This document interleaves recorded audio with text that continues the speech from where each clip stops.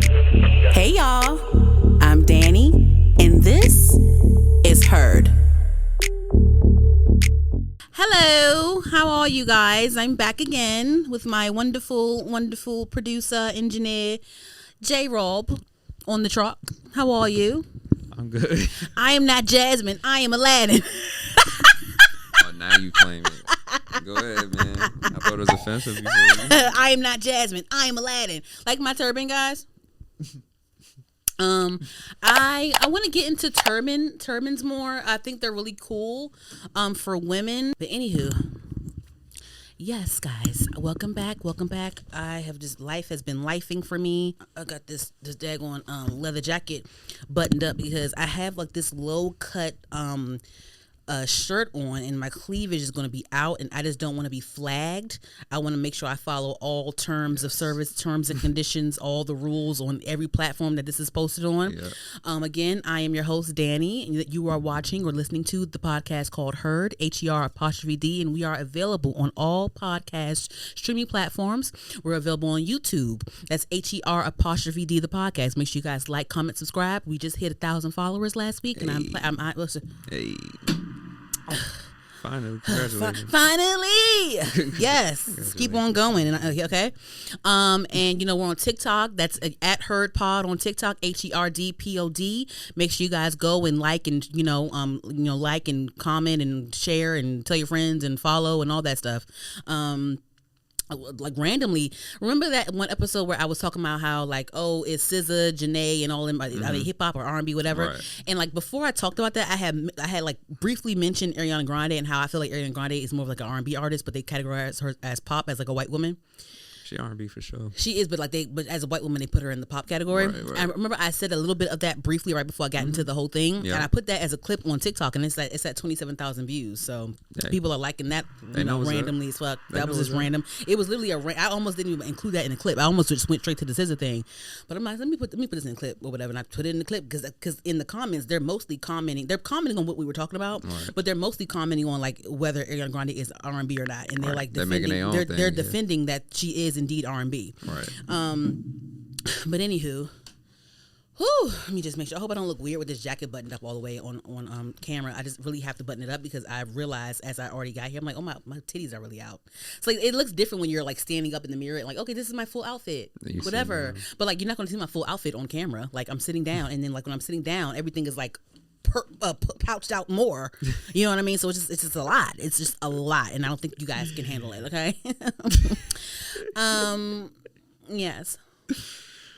Hey, life has been lifing, but on a good note. Yes. I've been helping out Darius's band 7's 8. Have you peeped? I've seen it. You peeped me. You think you thought it was me? You knew it was me that was helping out behind the scenes? I saw it. How you know? Because you was posting the music. You was posting the music. So you knew. So you like she got something to do with this? Of course. You thought that? You didn't think it was genuine? No, I thought it was genuine, but I know what's going on. I know marketing and all that. So I'm like, oh, okay. Right? It's like, so I'm excited for that. We appreciate you. I may play a snippet of their song towards the end of the episode. Maybe not. I don't know. I'm waiting for them to get their DSPs together because I designed some album artwork versions for them. And I don't want to post anything until like I have like I would need some links. I want some links to post. Right. Because the only link I have to post is the TikTok. So you need to hurry and get them DSPs together. So get them DSPs together, whatever. And we can start really posting and really doing some stuff. Mm-hmm. But anyhow, last night I had to I shouldn't even be eating McDonald's like that, but I was eating McDonald's, and I had ordered some cookies with my food. And I almost spent $10 at McDonald's, and what made it almost $10 was the cookies. And I got the stuff. I'm leaving. I'm driving down the highway, and I'm looking because I'm eating while I'm driving. I'm looking. I'm like, oh hell no, my cookies ain't, because that's the cookies made the meal $9.40 something, $9.40. What you order? I ordered just like the meal deal, the $6 meal deal, the McDouble, the nuggets, the fries, like the broke bitch meal. So the McDouble, the nuggets, the fries, and I added some cookies on there. See, it would have only been $6, but I added the cookies on it and it bumped it up to $9.30 something, $9.38 or some shit like that, almost $10. And I'm driving. I'm halfway home in Baltimore. I'm halfway home, and I'm like, I'm not eating my food. Now it's time for the cookies, and I'm like, oh hell no! So I'll get the receipt. I call the number on the receipt because I almost was about to be lazy and be like, hey, look, can I just go to the nearest McDonald's by my house and just get the cookies, or I got to go right back up to y'all's or whatever? That's what I was gonna ask them if they had answered the phone, but they didn't answer the phone. So I turned my ass right back around. I rerouted and drove 12 minutes back to that McDonald's, and I got my cookies because what the fuck.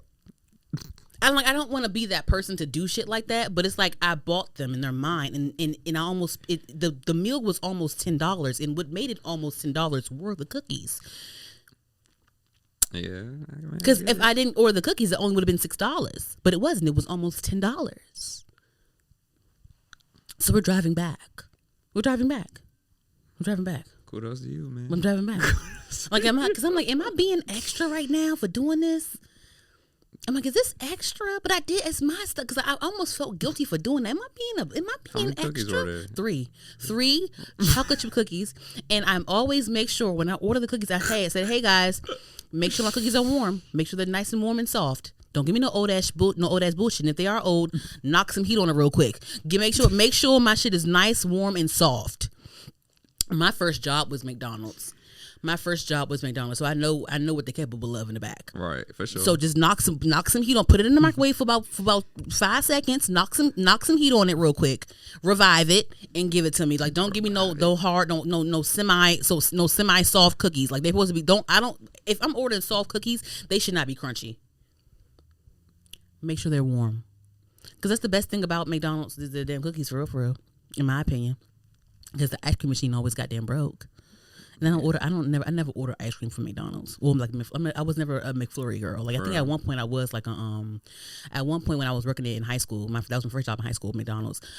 They were heavy into the strawberry smoothies. Yeah, those. And then remember the strawberry lemonade where they would we would pour the strawberry syrup in the cup first, and then we would pour the frozen lemonade slushy in it, and it would be like a little bit of a swirl. Mm-hmm. Those were the shit too.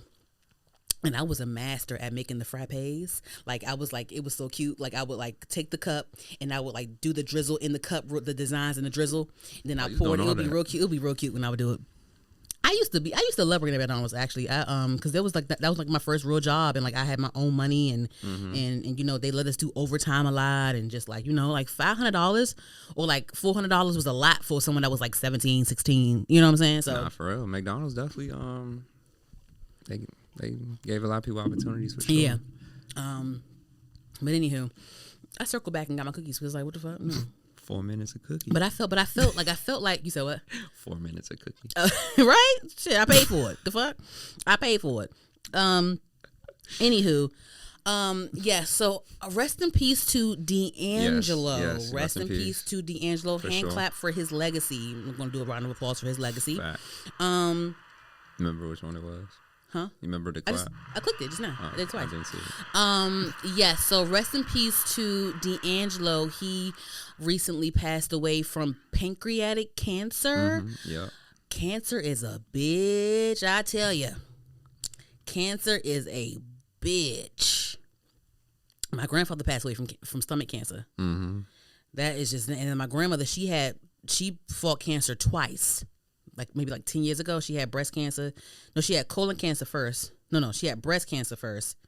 Then she had colon cancer. They caught it. They got her. They she got the surgery or whatever. Right. If she had that issue now, she probably would opt out of surgery because like my grandfather did. Like he had the option of going through surgery, and he didn't want to go through all of that because they old. They like 80, 86 years old, 85 years old. That's a lot. That's a lot of stuff. That's a lot. So just prayers to his family, or I don't want to say prayers because like when people say prayers out, like you're not really praying for them, but I pray to God right now, like please, Lord, be with his surviving children and help them and guide them. I know that Angie Stone passed away this year as well, and they have one son together, I believe. Yeah. So their son lost both of their parents in the same year, so that's a lot. Yes, so. Yes, so rest in peace once again to D'Angelo.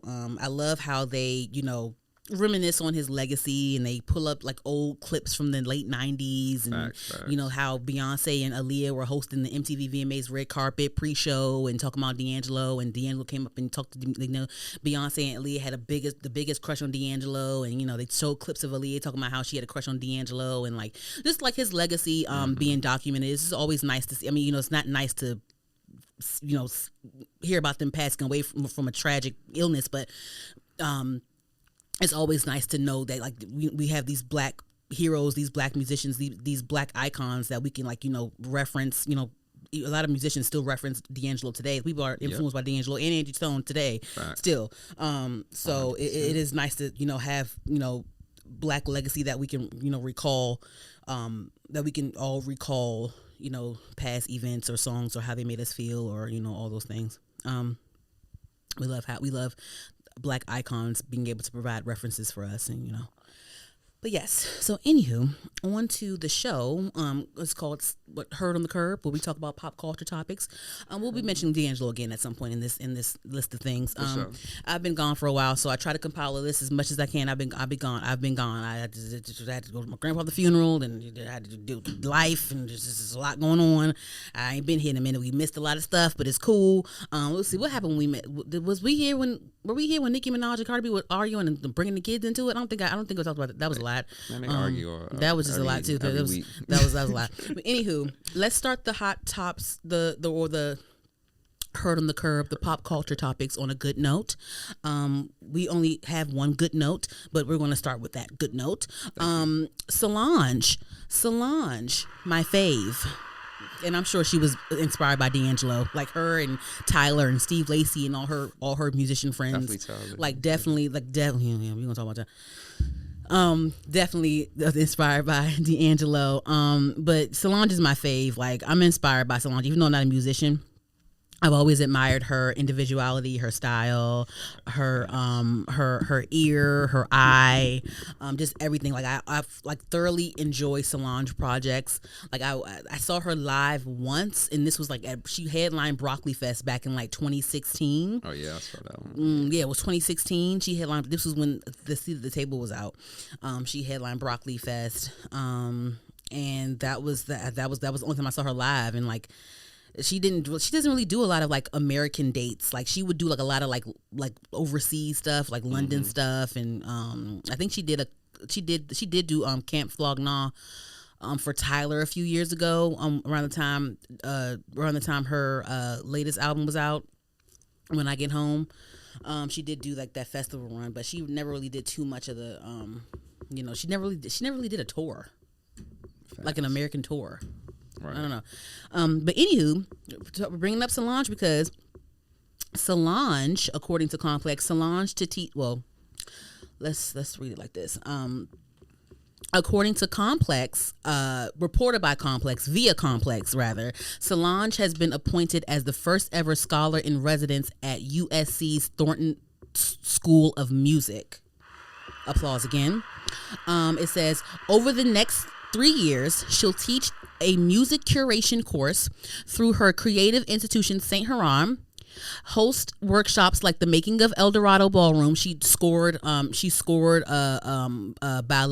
and she did a lot of art exhibitions. She did a lot of side missions aside from releasing music. She did a lot of side things, scoring ballets, exhibitions, visual art, architecture, or interior design. Like she did a lot of things over the past few years, and this is really cool that she's USC appointed her to be a professor basically.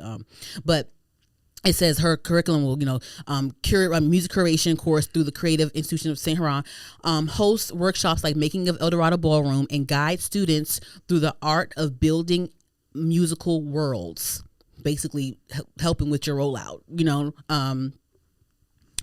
It says, as a quote, for decades now, I've watched the evolution of music and music curation, and I feel like I have something adequate to add to the conversation. I feel really inspired by the idea of my 15-year-old self being able to have someone walk me through the footsteps of what I was about to embark on, Solange told LA Times. Being able to help students navigate that is like a dream job. The music curation course will launch in fall 2027 and will explore the process of constructing curatorial frameworks alongside the. I have to do one. So when I read like words like that, I have to do like this with my hand to help me like get through it. So here we go. I'm gonna start over again because I can read. Okay, don't play me.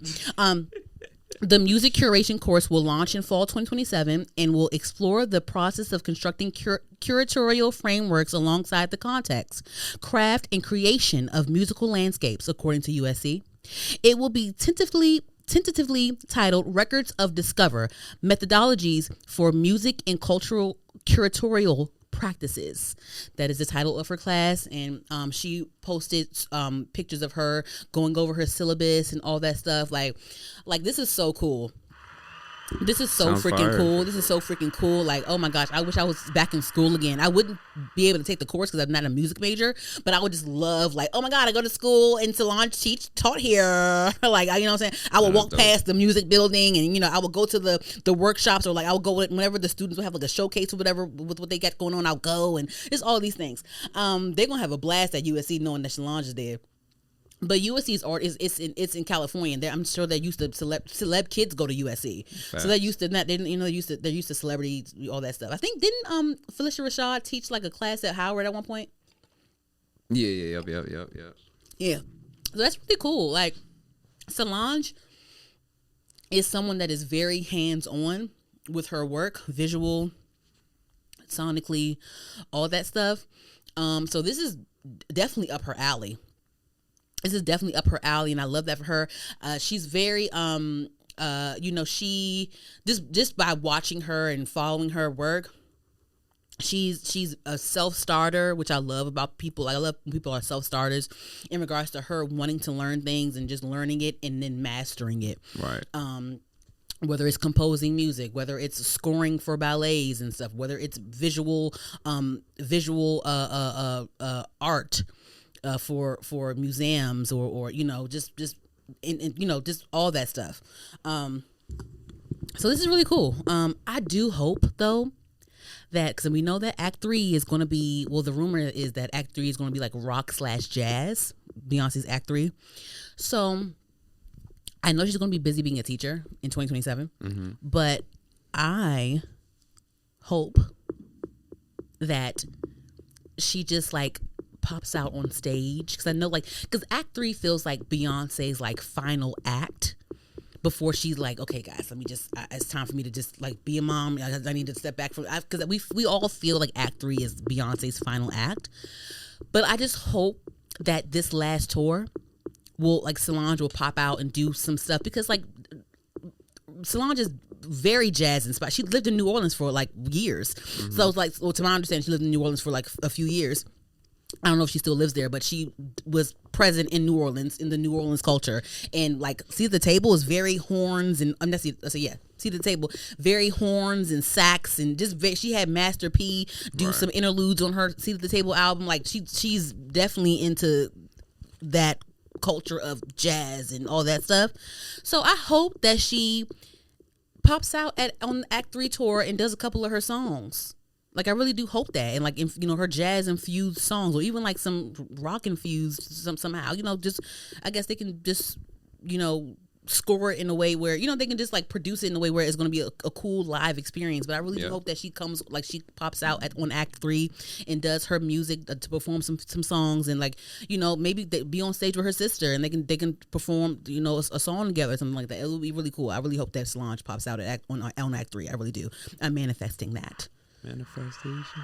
Okay, because I'll be there. Because Act 3, I'm not missing. I missed Cowboy Carter because I didn't have the funds ready, and I wasn't about to risk eviction going to Cowboy Carter 2. I wasn't gonna do that. But Act 3, I refuse to miss that. I'm not missing Act 3. I will be present for Act 3 tour. I will be. Okay. Hey. Anywho, moving along. Brandy and Monica, another legends. Some more legends. I have tickets to go see Brandy and Monica next month.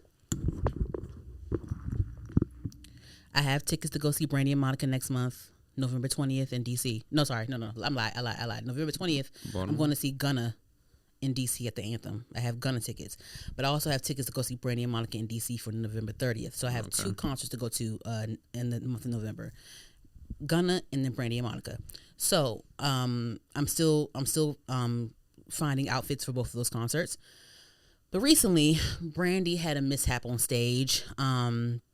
She had to walk off mid-concert. She released a statement saying that it was dehydration and all that stuff. And, you know, people are, there's mixed reviews about people like believing it or not believing it. And, you know, there have been like, you know, some sound issues on the tour. And because there's been a few dates now. They started recently. The tour started recently. So there's been a few little mishaps there, like with sound and all that stuff. You know, it's a very technical tour, and you know, and understandably, you know, they have to, like, you know, like I said, one thing I don't care about is, you know, if you have to lip sync, then do it. Go off, lip sync, do your thing. And, you know, and I'm not claiming that Brandy, you know, lip syncs throughout her whole performance, but, you know, if you're on tour, you have to preserve your voice. So it's understandable. But the tour is, you know, even with Monica, the tour is very technical when it comes to choreography, when it comes to sound, when it comes to lip syncing and not lip syncing, and, you know, open mic and closed mic and all that, you know, just all that stuff. So you know, she said that, you know, she released a statement saying that it was dehydration, and, you know, her crew, you know, advised her not to go back on stage because, you know, when she left, Monica came out and did a couple of her own songs, and then the concert just ended. They didn't even get to The Boy Is Mine. They didn't properly close the show. The concert was like halfway through. It wasn't even a finished concert. This was in Chicago, so people were fucking pissed. Oh yeah. Pissed. I would have been pissed too. I would have been livid. You know what I mean? For sure. Because these concert tickets are not cheap nowadays. These concert tickets are not cheap nowadays, and everyone is so serious about their outfit, and, like, you know, it's TikTok and Instagram, so you have to, it's like a whole rollout when it comes to content, when it comes to your, you know, with your outfit and going to these damn concerts. So it's very stressful, spending the money and then going for the look and then going and then just like getting home safely and just all that stuff, taking off of work if it's a weekday, and just making sure your kids got babysitters. Like, it's a lot going on.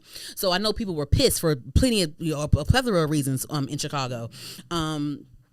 So hopefully, you know, there's been other dates that have gone by, and it seems like it's been successful. I know that Monica recently said that she has she's going through a vocal issue as well. So the tour is very technical. So I'm sure that they have pre-recorded vocals and all that stuff, and like it's just very understandable. So hopefully, you know, like I said with Chris Brown when he got arrested in London, and I had my Chris Brown tickets or whatever. I hope by November 30th, all the kinks are straightened out. I hope all the kinks are straightened out, and we have a nice smooth show. Come DC. You got a whole month before they come to DC. So hopefully them kinks are straightened out. Okay, hopefully them kinks got a silk press that day for November 30th in DC. Okay, all right now. Oh, I went to Chris Brown concert. It was great. It was awesome. Yeah, it was great. Breezy Bowl. Yes, that was the first time I ever been to the Nat Stadium, by the way. Oh, for real? Never been there before, ever, for Great nothing. Great stadium. Oh, no, I lied. I went to a baseball game one time, like maybe like back in like 2017 or some shit. Like one time. But I never went for a concert. So the concert was great. It was great. Chris Brown was great. Yes. Chris Brown was really good. Bryson Tiller was good too. I forgot he had so many damn hits. Yeah, me and my friends were pissed though because Summer Walker didn't have that date anymore because they changed the dates and stuff. Because originally we were supposed to go see Summer Walker with Chris Brown, but they changed the dates or whatever, and we had to get Jhené Aiko. I enjoyed Jhené Aiko. That was the first time. She's fire. But my other friends, they had already went to her concert. I think like last year because she did a tour last year. Right. So they already went to her concert. Like, no, they wanted to see Summer. I've seen Summer one time at Broccoli Fest a few years ago. She was pretty good live. She has a really nice voice live. She can sing live. But yeah, Bryson Tiller, I forgot that he had so many freaking hit songs. But that Chris Brown tour started promptly at 7 p.m. on the dot. On 7 p.m. on the dot, Bryson was there. Boom, Bryson. off stage. They DJ said, boom, Janae Aiko. Okay, cool. And then at sharp was Chris Brown, sharp on the dot. Yeah. Bryson, it's so funny because like he I remember he was on a podcast saying that, you know, he would give up being an artist if he could just be a writer. Like he said, if Chris Brown or Drake ever just wanted me to be their writer, I would quit being an artist and just be a writer. Because, and that checks out because it's like he walked on stage, like it felt like he just got out his hotel room and just walked on stage, did his songs and walked off, because it wasn't he looked clean and good. Like he had on some you know that LA baggy LA khaki pants with high waters with the chucks, and he had like a sleeveless white a graphic t-shirt with his snapback on, his shades, and it was just it was no like stage prop. It was just him on stage and some dark red lights that flashed in and out, whatever, and that was it. Like it felt like he walked from his hotel room on stage, and then boom, and after he was on his songs, he was out. He was like, all right, y'all. All right, appreciate you, and like whatever, he was out. But he has the catalog to do that. Like, you know, we all know that Bryson Tiller's that calm, chill, like introverted, you know, R&B, you know. So we didn't accept like a lights camera action with him anyway. So, but he has hits. His hits carry him. So he don't need no bells and whistles for nothing any fucking way. So, but yeah, once again, guys, you know, Brandy and Monica are legends, and I know people have been waiting 25 plus years for them to like squash the beef and go on tour together. Like, we're finally getting a Boys Mind like tour. We're finally getting the Boys Mind experience outside of the video. So, you know, I'm glad that these women are happy and healthy, and they have the legacy. They have such a legacy, and they can come together and, like, you know, give us this experience. So it's wonderful to see. I remember when the Boys Mind came out when I was a kid. Like, you know, I was just like, you know, and I was into Brandy, you know, I was watching Moesha when I wasn't really old enough to do, I was still watching Moesha when I wasn't supposed to, but I was still watching it. And, you know, she was Cinderella, and, you know, so I'm really happy to be my grown 30-something-year-old age. Like, oh my God, I'm about to go see Brandy and Monica on tour. Yep, like, it's an honor. Nostalgia. Like I said, make sure y'all are silk pressed by November 30th for DC. That's all I got to say. I saw clips of Kelly Rowland with her bob. I love Kelly Rowland with short hair. I saw some really nice clips of her on stage as well. So I'm excited to see Kelly Rowland, because I've never seen Kelly Rowland solo live. I don't think I've ever seen like Destiny's Child live ever. Not all three of them on stage live. Never seen Beyonce. Never seen Kelly, but I've never seen Michelle either. But yeah, I've never seen Destiny's Child live ever. So hopefully I get to do that maybe one day. I'll get lucky enough to randomly see Destiny's Child on stage live one day. I don't know, but yeah, the clips I saw Kelly, she's been doing really good. She's been doing really good. So I'm excited for that. I thought that she would have had like a new song out by now before the tour started, but I guess she doesn't need a new song. She has her catalog. I wonder if she's going to put out new music though. But you can tell though she looks great on stage, but you can tell, like, you know, she's a little rusty, but she's getting it back. She's getting it back. So I'm excited to see Kelly. I wonder what their outfits are going to be by the time they come to DC in November. At the end of it, because I know when it comes to tours, they have like their outfits or whatever, and they end up changing the outfits like maybe mid tour. They'll go into another set of like wardrobe or whatever. So we'll see. Anywho, yes. So. Next. Let me get a sip of my goddamn. Hey. All right. You need water. But go ahead. I drink a lot of water at home. I need energy. That ain't gonna help. It is. It is. Anywho. We're almost there, guys. Just walk with me. All right, guys. Wendy and Eddie from the Real Housewives of Potomac. Remember when I said there was like that Stefan Diggs drama, like that Stefan and Chris Griffith drama, whatever? They're from, like, you know, I was like, oh, it's so like cool. It's that cool, but it's like it's new to like people that are from up the Beltway. It's some drama with people. It's not always Hollywood or New York or whatever the fuck. It's right. We got some niggas from up the Beltway. We know what high school they went to. You know what I'm saying? Like, you know, they got some drama in the pop culture. Now, Wendy and Eddie from Real Housewives of Potomac, they made the docket today. So, child, Wendy and Eddie Osefo from Real Housewives of Potomac. Wendy used to teach at Johns Hopkins. She has 4 degrees. I think Eddie might be an attorney of some sort, or I think he might be an attorney. I'm not sure. I don't think he's a lawyer. I think he's an attorney, but I'm not sure. I didn't really look into it, and I don't feel like it. So we're going to stop right there. Anywho, so they made the news recently because they apparently committed or allegedly committed fraud. So we're going to go to the post right now.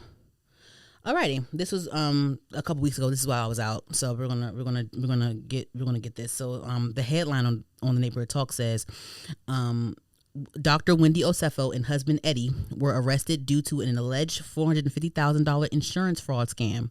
Couple alleged their home was burglarized, but investigators claim Wendy was still wearing the stolen jewelry after the report. So the caption says,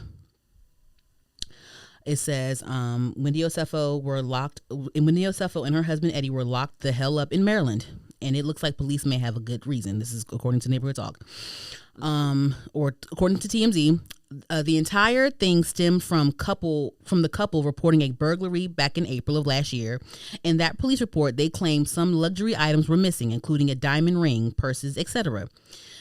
It says investigation discovered that some of the items that were quote unquote stolen were actually still in the couple's possession.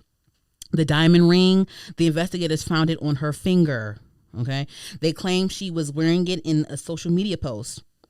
The bags, the purses that they claim, the investigators say that they returned them to the stores before the alleged burglary even took place. So they're saying that Wendy and Eddie claimed that jewelry and purses were stolen. They're saying that they saw Wendy wear the ring in one of her Instagram posts. So that's out of there. Then crazy. They said that the purses that they claimed that were stolen, they said that Wendy herself returned the purses to the store. This was before it was reported stolen. She returned it to the store, so she didn't have these things in her possession when she reported it stolen. It says that the couple claimed a $450,000 personal property loss to an insurance company. As previously reported, Wendy is facing 16 total charges, including 7 felonies. She's accused of providing false or misleading information involving fraud exceeding $300. I guess it's considered whatever this is, whatever fraudulent situation this is. It's over $300, so it's considered a fraud after when it exceeds that amount. Whatever. Okay. So there's that. Yes. So they allegedly have committed some sort of insurance fraud. Child, it's terrible. It's terrible.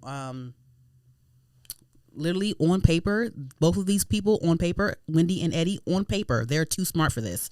Like, Wendy, you have 4 degrees that say that you're too smart for this shit. I saw this last week or whatever, whenever it was posted.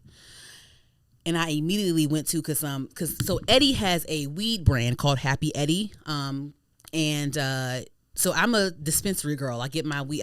I reward myself every week with a dispensary run. Okay, I never got a chance to, because I usually go to Cookies out in Fells Point, the Cookies dispensary out in Fells Point, and I go to so I have 3 of them. I go to Cure Leaf in Owings Mills by my house.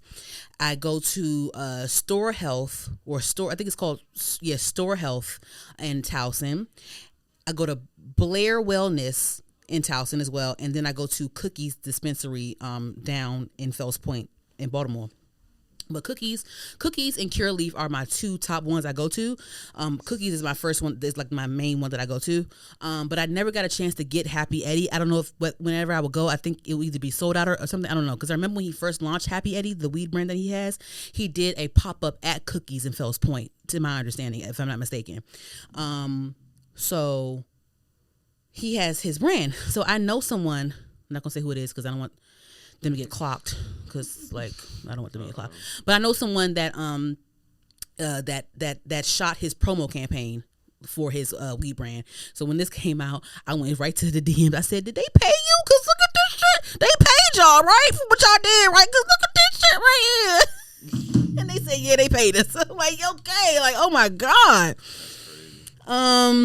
Crazy. It is crazy. So, oh my gosh. Let me see. They said that Wendy posted on her Instagram page recently. I think this was 6 days ago, because this whole report happened like a couple weeks ago, and she posted last week with this wonderful outfit on, this very chic, like brunch type of elevated brunch, I don't know, this like black dress, very she looks very rich in this.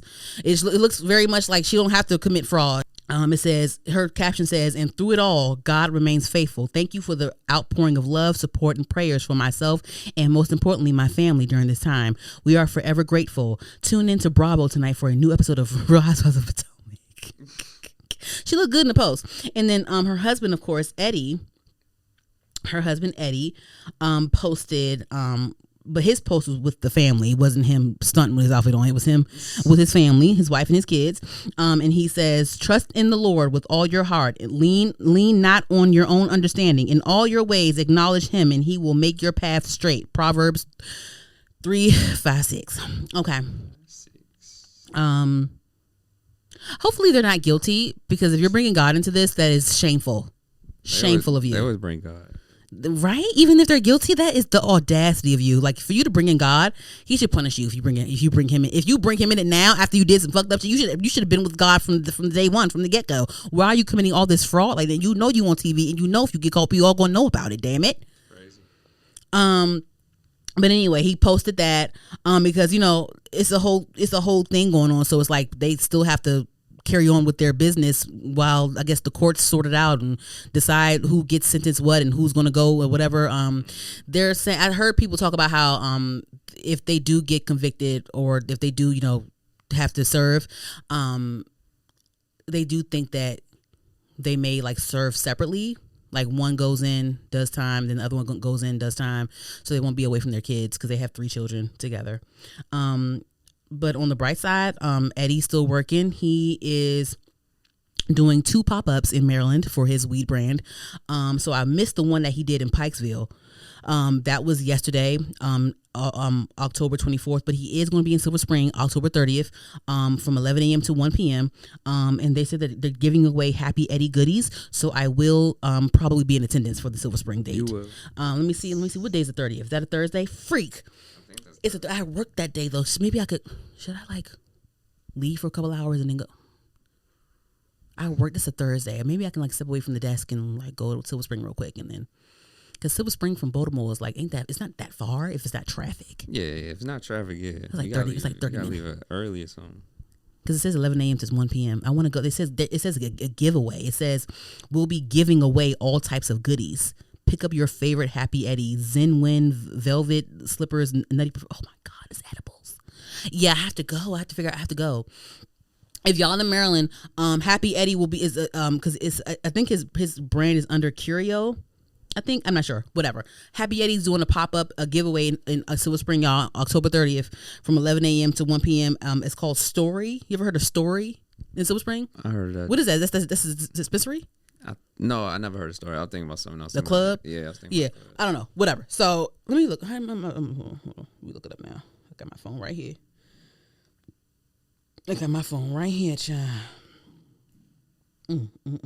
That's a mess. Fraud is crazy. Like on the federal level is like nasty, or you got to be careful with that shit. Federal fraud is wild. Super wild. Okay. They have see, I don't be in Silver Spring like this. So they have it's called Story Cannabis Dispensary out in Silver Spring. It's over there in Glenmont. Oh, I didn't know they had a dispensary. It must be new. Okay, bet he about to do a pop up on Georgia Avenue, in Silver Spring. In Silver Spring, October 30th. So yeah, I might have to go to that. I might have to. I'll step out. I'll take a long lunch. Fuck it. I'm gonna do it. Will he be there? Yeah, it says join me. He'll be there. If I ever meet him, I'm not gonna say nothing dumb. I'll probably be like, so and so. I know so and so who did your campaign promo, by the way, or some shit like that. I don't know, but I won't like say nothing dumb. You said what? That's better than just coming straight out with that. I'm sure when it comes to these things and you're a public figure, I'm sure you'll learn to laugh at certain shit that's in the news at this point. Sure. Like, it's not like, it's fraud and it's fucked up, but it's not like you beat your wife or some shit, like something crazy, like you just committed a little bit of fraud, like, you know what I mean? Just a little bit of fraud. Just a little bit of fraud. That's crazy. That's crazy. Anywho, moving along. All right, guys. Okay. All right. So, okay, guys. So here's the thing, right? So we're going to get... What does it mean when people say we're getting into muddy waters here? What does that mean? Get into the some tough shit or something. To the deep. Getting into the deep. I don't know if this is muddy waters a bit. I almost wanted to say that, but I didn't know if I was being dramatic or not. But we're getting into muddy waters here, guys. So, okay, guys. So, Keke Palmer, she has a her own production network on YouTube called KeyTV.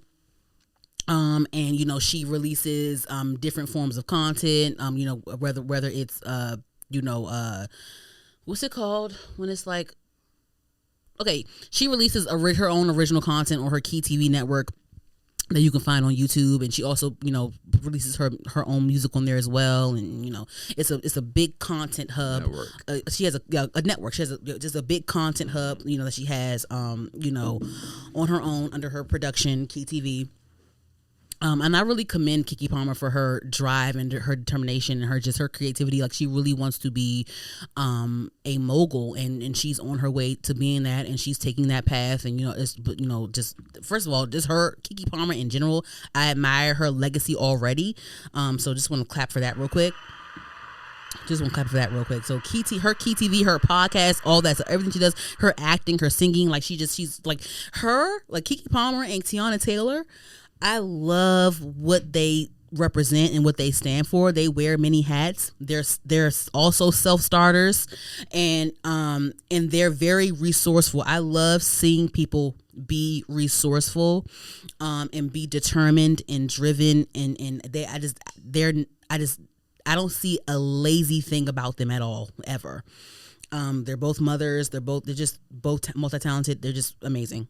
But anyway, I bring up Keke Palmer because there's a new original series on her network called Southern Fried Rice that got a lot of backlash over this week when the trailer dropped, and then because the trailer dropped and then they released the first 2 episodes, and then there was a lot of backlash just from the trailer because Southern Fried Rice is a series about a Korean girl that grew up in a black household and that got accepted into an HBCU. Okay, so, ciao, because it's just like, oh my god, it's like, oh, Jesus. Okay, so it's like, oh god, muddy waters. It's like, because it's like, you know when certain things are just so loaded. And you can just say a lot, and you have to organize your thoughts and organize what you have to. It's just, you know, these things are just when certain things are loaded, it's overwhelming, and it's like, how do I even? Because it's like, it's not hard for me to express myself, but it's like, where do I start, and where would I end it off? Because I don't want to be long-winded with this. Okay. Yes. But no. So of course it got backlash. Of course, it got backlash from Twitter, Instagram, everywhere, all the platforms. It got backlash to a point where Keke Palmer had to come out and make a statement, in the writer of the show had to come out and make a statement. So here's the thing, right? And I'm gonna get into the things, but let me a second. So I had my own preconceived. I didn't type anything crazy, but I was mentally, I was with the people with the backlash. I'm like, what the hell is this? What is going on? An Asian girl at an HBCU because she got a black mama? Huh? That's crazy. What the hell? Why is she doing that? What the fuck? What? Huh? So I was like, you know what? Let me watch this for y'all. Yeah, you got. Because I'm like, you know, I'm going to talk about this. Let me watch it for y'all. So before I got here, I watched it. I sat on my God and I watched it. I watched the whole thing, all 7 episodes on YouTube. Yep. Because the episodes were about like 15 minutes each. So I just sat and watched. I'm like, I'm gonna watch it for y'all. Okay. So I watched it, and there were definitely some cringy parts of it. Like I feel like there were cringy parts, and there were also, I think overall I feel like the writing was, I don't know, the writing was very, I don't want to say lazy because if it's like I don't want to call because the writer, her name is Kia Stevens, I believe. I think the girl name is Kia Stevens. Hold on. Let me see the girl name. Nakia Stevens. So the writer of the series Southern Fried Chicken. Oh, sorry, Southern Fried Rice is Kia. Southern Fried Chicken. Like, why would I? Anyway. All right. Southern Fried Rice is Kia Stevens, and Keke Palmer, basically produced or developed or facilitated the series or whatever. She invested in it and is on her network. Whatever. Cool. Anyway, so I watched it. And like I said, I don't want to call it lazy because this girl, she's a black writer, and she wrote something and she was brave enough to put it out. She was like, she had the audacity and the braveness and she put it. I don't want to call her lazy. I will say, I feel like I'm not even a writer. I'm a consumer, and I already felt like just by watching it, I felt like it was just very, I don't know, amateur, pedestrian. I don't know, whatever. It was very cringy. And there were also a lot of like anti-black aspects if you really go into it. I watched this commentator. Her name is Blue Telusma. She's a professional and she's a scholar. She is a professor. She's a commentator. She's an intellectual. So I watch her a lot. When it comes to like YouTube University, I watch her. Like, she's part of my YouTube University. I watch her when it comes to like when I want to understand something, and she's good. Like, she's an entertaining intellectual. Like, she's entertaining, she's funny, but she's also super smart, and she's a scholar. So she definitely broke down what was wrong with the series. So I definitely watched that after I watched the series for myself. But in my own words, I definitely feel like it was pedestrian, or it was very amateur. I feel like it was cringy. I felt like the fact that like they explain, this is a spoiler alert, guys, so I'm about to talk about it for real quick, not too long, but I was anticipating at least the fact that she grew up in a black family for that to make sense. Like, how are they going to, like, hopefully that see, I at first I'm like, okay, maybe I didn't think that she would be a part of a black family. I thought that she would have gotten into this HBCU on some other reason, because I went to Towson, a PWI, but we hung around Morgan people, Coppin. Because Towson, Morgan, Coppin, all those schools are in the same area in Baltimore. Mm-hmm. And so I know at Morgan State University is a HBCU, and there were white students that went to Morgan that I saw, but they got like scholarships for like sports or whatever. Mm-hmm. And a lot of times when it comes to that, with HBCUs and scholarships, of course they don't have the same budget or the same resources as like a bigger university would have. Because at first in my head I'm like, why would they give a white person a scholarship and not a black person or whatever. But when it comes to HBCU, white people are the minority, and they want people. I mean, at the end of the day, higher education is a business, and they want you to come to their school because it's still a business. Exactly. Okay, so them having for whatever reason, they may give a sports scholarship to a white person is for a reason of that will benefit the institution. Okay, mm-hmm. So I would see like white people at Morgan, or that I would see people that I knew went to Morgan that were white that played sports. Right. Just around the Baltimore area, just me being around Baltimore around that time I was going to school, and so that would be one reason why they would be there, because they have a sports scholarship. So I'm like, okay, maybe this Asian girl got a scholarship there for some other reason. I didn't think it would be because she grew up in a black family or whatever. Anyway, so yes, the girl grew up in a black family in the series, but the reasoning behind her being in the family was just like, it was just so was she adopted? She was adopted. Okay, so the father, the black father, was in the military, and they were out in Korea. They were out in Korea in the military, and so the mother, the black mother, had fertility issues. Mm-hmm. So they were out in Korea. While they were in Korea, they ended up adopting her as a baby. Okay. They adopted her as a baby. Then they moved back to Atlanta. So my whole thing is this. Why can't you just wait to go back to Atlanta and just adopt a black kid from Atlanta? Like, that was my whole thing. Like, from the jump, I'm like, why is this a thing? Like, I can see if you adopted her in Korea and you stayed in Korea, but like, you adopted this baby and brought her back to Atlanta as a baby. So it's just like, why couldn't you just adopt a black baby in Atlanta? I mean, in Georgia. I don't understand. That was just like, I'm thinking it's going to be a more in-depth reasoning as to why this Korean girl is in this black ass family, this black ass Southern family in Georgia. That was cringe. Then like just the way it was shot was like the shooting, like just the way it was shot. You know, that was kind of, you know, whatever, you know, limited for whatever reason, whatever. I don't know why certain scenes were a certain way, whatever. I didn't like how she had the black cousin. And the black cousin couldn't go to college. She got knocked up, and you know, she did everything right in school. She was an honor student in school, but then she ended up getting knocked up, and she has to work at Walgreens while her Asian cousin goes to an HBCU that she should be at. So that's already a thing. Why you got this black girl, like she's the knocked up, pregnant at 17, who has to work at Walgreens and can't go to that was weird. That's whatever, right? Okay, that was annoying. And then I was like, let me not be mad at that, because she is going to HBCU. This is full of black scholars, so cool. Maybe I'm not being, but it's still like the fact that you even showing this shit right now is annoying already. Like, whatever. That was weird. The girl got on bamboo earrings and these gold chains. It's just all that. My girl, this is like, they said that the girl Nakia Stevens, it took her a while to get this in front of us. It took her a while to develop this. So this was over her writing this whole thing and getting it produced and funded took a span of like 10 years. So some people think that the whole thing is out. The whole thing to me is outdated. The fact that this whole storyline is outdated, the whole thing is just outdated. I feel like it's unoriginal and it's, I don't want to say lazy, but now I'm saying lazy. So that was cringy. Just there's certain parts were cringy. The fact that they had fried chicken and fried chicken day at the school, that was late. That was great. That was just cringy to me.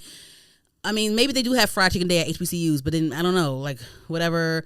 Just like, oh my God. And at the end, and her roommate, you know, wasn't really accepting of her at first. It was like the big dark skinned black girl that was super woke, wasn't accepting of her. She was like the antagonist. You know, she was the one that was like, oh, the Korean girl has to stand up to her because she's done, you know, that whole thing.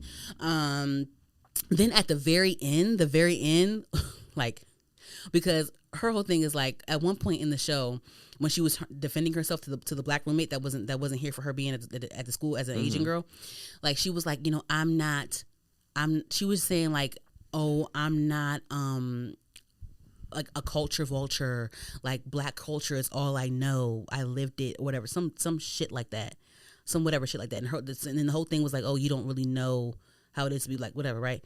The very end scene of the fucking show, J-Rob, I guess she had to go to her cousin, ended up getting an abortion or whatever, and she had to go meet up with her cousin. I guess the cousin was getting into with the baby father, or that would have been baby father.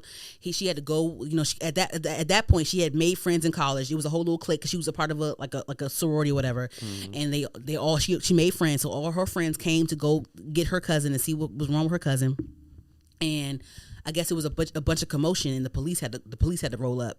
When the police rolled up, she was the only one she was like the only Asian one there. So like her as this Asian person told the police like, we're good, it's fine, we're good. And the police officer like this, like she basically her being the only Asian there, she disarmed the police officer basically, and the police officer, okay guys, fine, just get out of here, whatever. But versus it all being black people and just getting either arrested or shot up. So like she saved the day, kind of. You know what I mean? Like she used her privilege to save the day, because in the series they did refer to her as, even though she's Asian, they referred to her as the model minority. Right. Whatever. So like, that's crazy. Ooh, the police came. Oh my God, we're good. And then like her narrative was like, now I understand that I don't know what it's like to be a black person. Basically, like it's just like, oh, okay. So that was just like, okay, whatever. It's a lot of moments.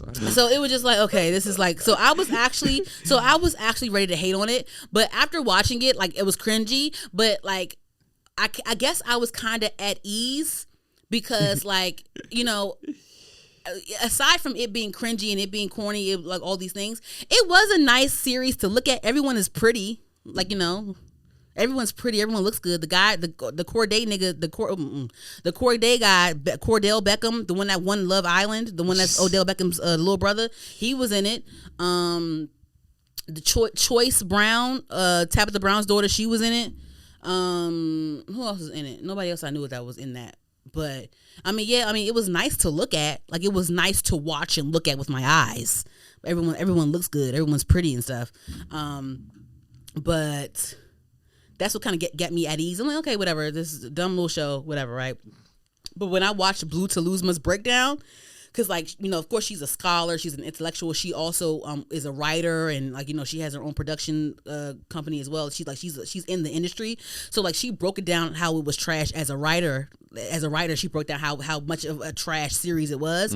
And like her whole thing was like, she was pissed because she didn't like how, you know, of course it got a bunch of backlash. She didn't like the writer Nakia Stevens' response on Twitter. She was basically saying that everyone that had a problem with it is like a lazy intellectual or whatever.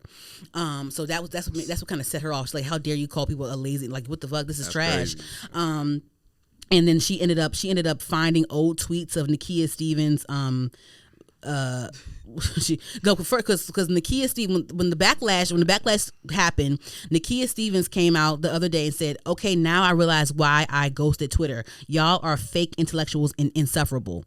That was her response to all the backlash. And then so Blue Taluzma, she took offense to that, and that's why she went through her whole little thing with breaking down why it was trash. Right. And then she also ended up pulling up old tweets of Nakia. So according to her old tweets, like Nakia Stevens, she has like a history of like anti-blackness within herself, and she sees why it's about an Asian girl at an HBCU, because like it's like you almost like you're fetishizing like these other races outside of your race. Like, you know, why are you writing a show about this? You know, like, it's like, why are you doing this? So she found old tweets of Nakia Stevens saying that she's mixed with Black and Asian and Dominican, and she also found old tweets of Nakia saying, oh, she wishes that she had more Asian friends, or she hopes she makes Asian friends. Just weird stuff like that back in like 2011 or some shit, like a long time ago. I will say this though, J-Rob. I will say this. Being from PG, because I have said some dumb ass shit.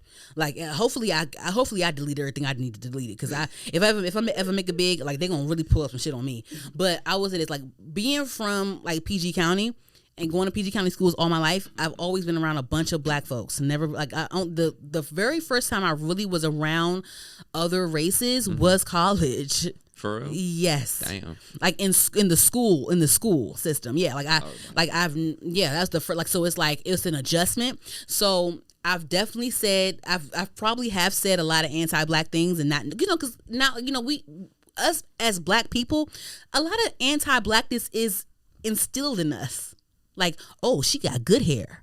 Oh, this and that. You know what I mean? So a lot of anti-Blackness is instilled in us. We have to just unlearn certain things. But back in the day, back in 2011, 2013, 2015, I've definitely said some dumb shit. I've definitely heard some dumb shit and let it slide. I've definitely let a lot of things slide from people that were not Black. Okay, when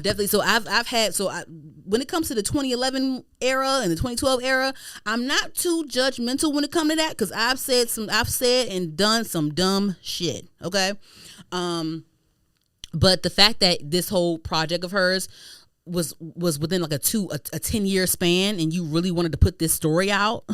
It's like, girl, what? That's crazy. So Keke Palmer came out, and she came out and defended it.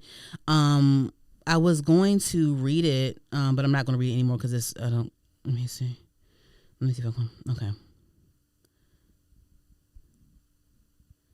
Yeah. Okay.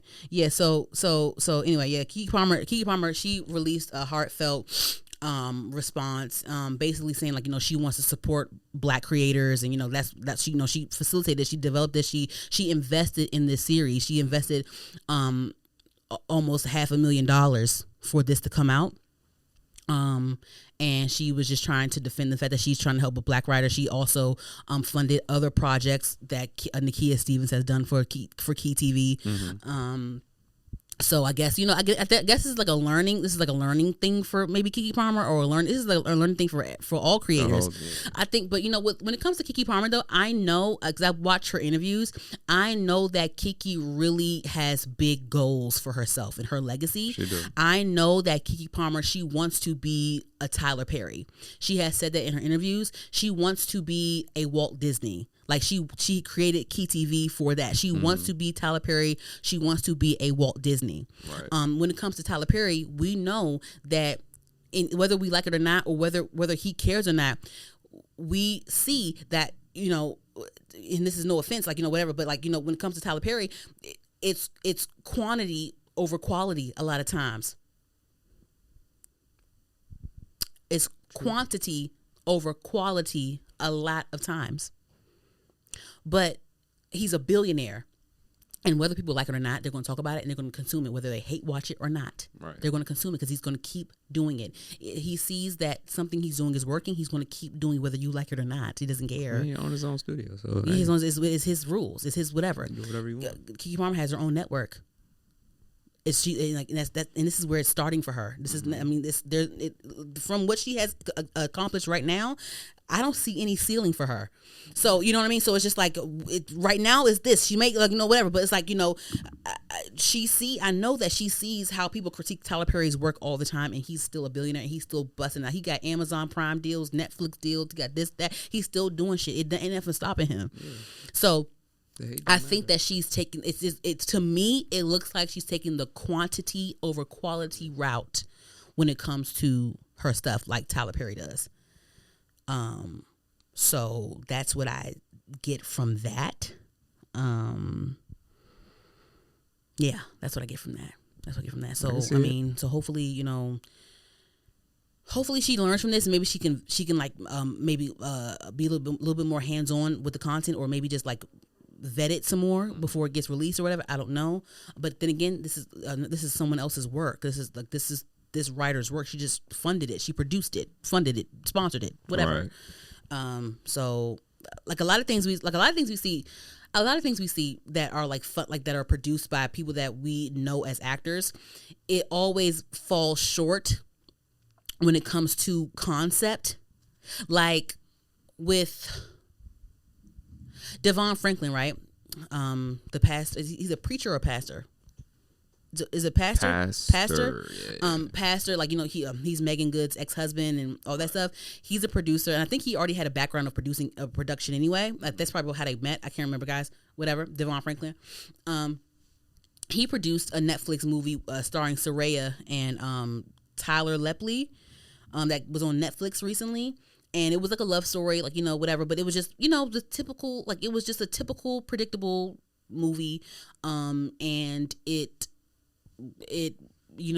it was typical. It was predictable. It was some pockets in there where it's like, oh, this was kind of cut. This was like edited kind of weird. And this is kind of random. This is kind of very like, it was definitely like, it gave kind of like Tyler Perry, how Tyler Perry can be very campy sometimes with his work too, which is very like out like, hey, well, this, but this doesn't really connect too well and whatever. And okay. So that, I feel like that movie was kind of like, it kind of like the way it was edited was kind of weird toward the end. It was like rushed. It was just weird, but we still consume it. I still watched it because like I said before, even if I don't agree with the concept, if the concept falls short, the storyline falls short, at the end of the day, if the people on the screen look pretty, it's still nice to watch because everybody looks pretty. So it's nice to look at because everybody's pretty on the screen. But like, it still falls short in the quality aspect. Does that make sense? So I feel like I'm shitting on black folk. I don't want to shit on black people, but I just feel like, it's like, okay, these people that are wearing all these different hats and going into production, from acting and they want to start their own production company and do their own movies and stuff like that. Like, they're giving people, I admire them giving black folks jobs. That's amazing.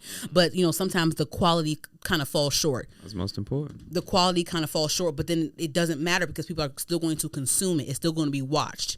I was a big Lifetime movie girl, and Lifetime movies were full of outrageous storylines, and the shit was predictable as hell. It was campy. It was just like, I grew up on Lifetime. I was a 12-year-old watching Lifetime movies, and just like, whatever. So, whatever. I mean, there's still a place in my heart for movies like that. So I will be a consumer. Like I said, I will still watch a Tyler Perry movie.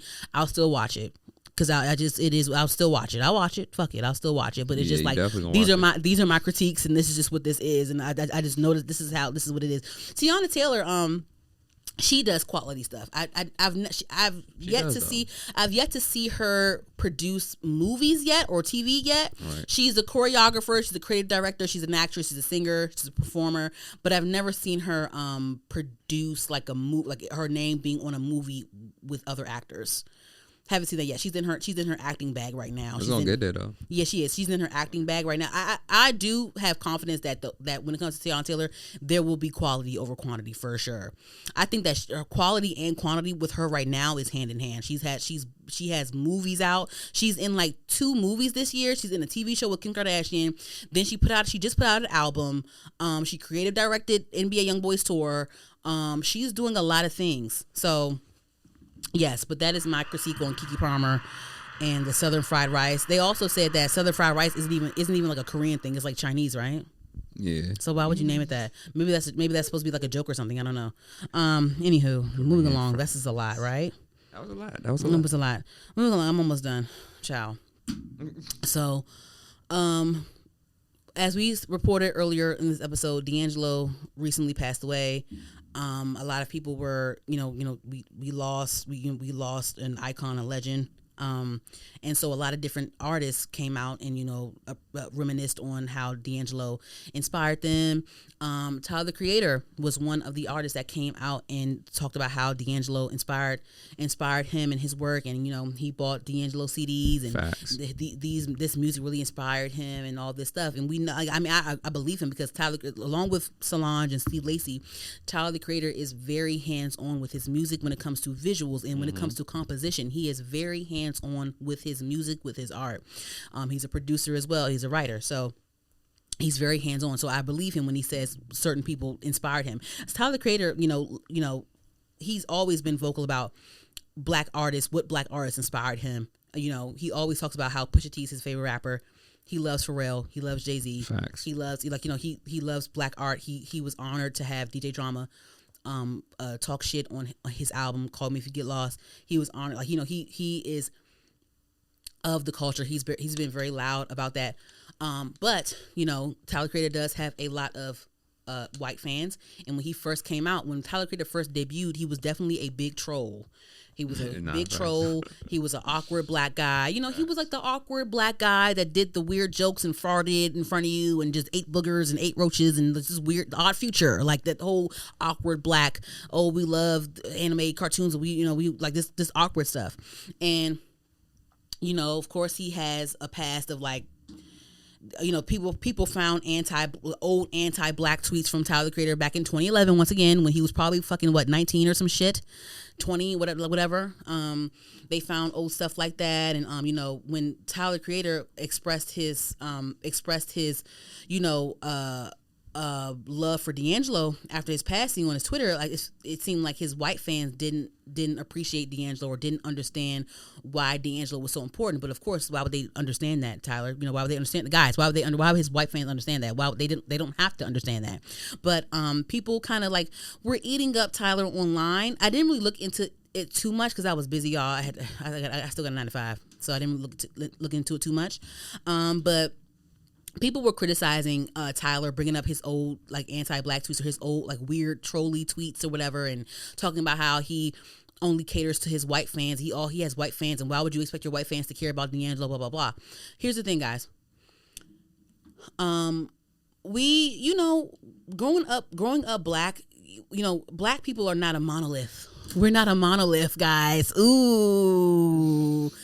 Black people aren't a monolith. So of course you're gonna have, even in college, you're gonna meet like the awkward black guys that like anime and just like don't comb out their fro right, don't get shape ups for real, wear flabby sneakers, like just weird awkward. They date awkward weird white girl, like just like it's just that awkward. Like Tyler came out as like the awkward black boy. But then also, why are you trying to punish or why are you ridiculing a black artist for them having a huge white fan base? A lot of black artists have huge white fan bases. They're still making their art the way they make their art. Like, Tyler never catered to just white people. White people gravitated towards him because he was a fucking weirdo and a weirdo fucking troll. Right. But he didn't cater to his music. It didn't cater. And even now, as him in his late 20s, early 30s, his 30s, I think he's like 35 now, some shit. Hold on. Because I'm 32. Tyler probably like 35 or some shit. I know he's older than me. Let me see. No, for sure. Let me see how old Tyler is. He's been around for a long time. Because, like, now I have noticed that Tyler is coming into, he's more loud and proud about his blackness and black importance in general. I will say that he is more loud. He's grown up. Like I said, back in 2011, 2012, 2013, whatever, I was saying a lot of dumb shit, J-Rob, and I was letting a lot of dumb shit slide. Okay? Like, things that you could say to me as a non-black person back then, I probably wouldn't say nothing to you. I probably wouldn't see nothing wrong with it. But saying it to me now, I would have definitely. You cannot say that to me around me. None of that. Nah, fact. Okay, Tyler is 34 years old. Yes, he even said on his 9th birthday, March 6, 2000, I landed at Sam Goody and he bought D'Angelo shit. Like, he said that. Sat on the porch listening. So, yeah, he had an anti-black past, an anti-black troll past, and people just threw it at him after the whole D'Angelo. My whole thing is this: like, all the successful because shit, Tyler, his last 3 albums broke records. Like, his last 3 albums were very successful first week, and he dropped 2 albums this year, right? Chromacopia came out this year. No, that was last year. I think it was last year. Yeah. Whatever. It doesn't matter. His last albums, like his last 3-4 albums, were huge. Right. Igor, Call Me If You Get Lost, Chromacopia, and Don't Tap the Glass, like, huge. Yeah. He has his own festival, and then he still did some Coachella shit, I think, and he's huge. Superstar. So y'all want to sit there and when he talk about how D'Angelo, he loved D'Angelo, y'all want to bring up his old anti-black shit, but when his music was out, y'all wasn't saying shit. Like, what's happening here? Like, y'all are weird. It's just weird. It's weird. It's weird. A lot, like, and being anti-black is not cool. It's not good. Never, ever, ever. But once again, if you're young, you're dumb, you learn. He's a grown ass man, 35-year-old man. He ain't doing that shit no more. But they brought up old R. Kelly tweets of him. It was like he was saying some shit back in 2011. I'm like, damn, you was saying all of that shit? Damn. Talking about how, like, oh my gosh, guys, I had a sea of white people say nigger in the audience. It felt so great. I'm like, what, nigga? Like, it was just weird. But he been saying, I think he said some weird shit about Selena Gomez like a long time ago. Like, I think he was banned from like Europe at one point. It was like he had a lot going on.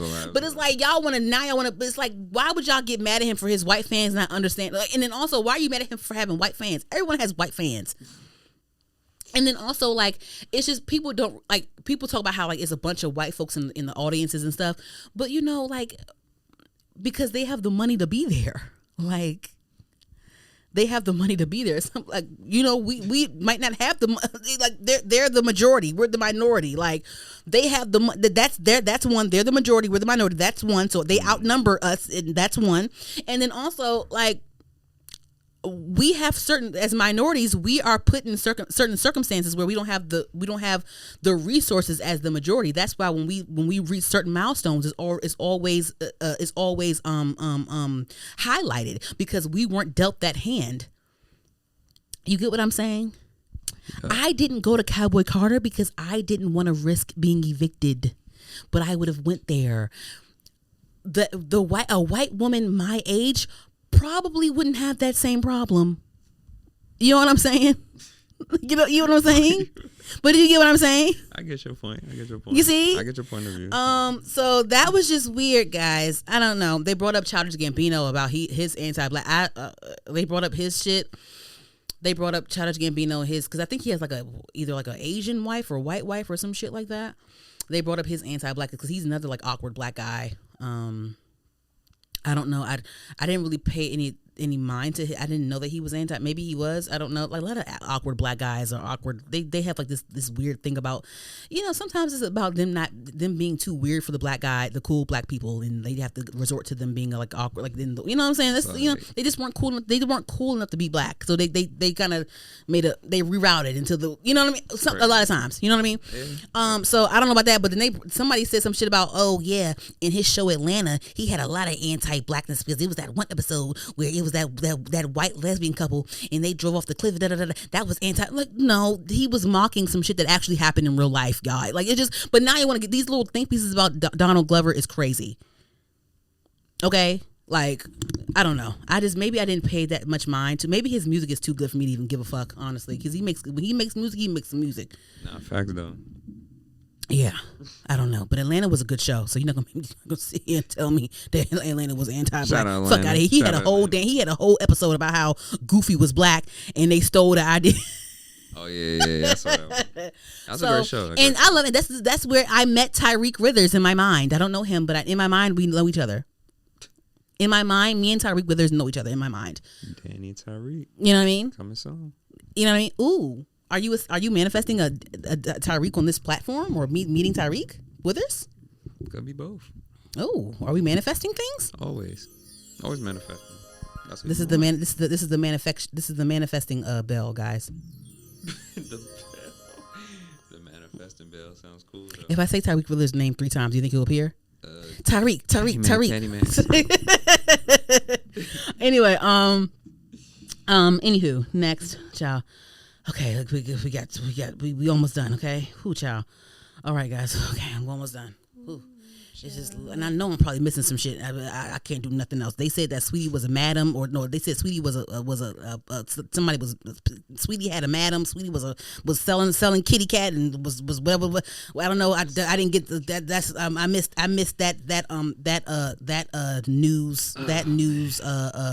that news docket, that news thing, whatever. We ain't talking about that. Anyway, Kevin McCall, guys, we haven't heard that name in a while. I don't think we've ever heard that name on the show. Oh shit, I don't even clap for that.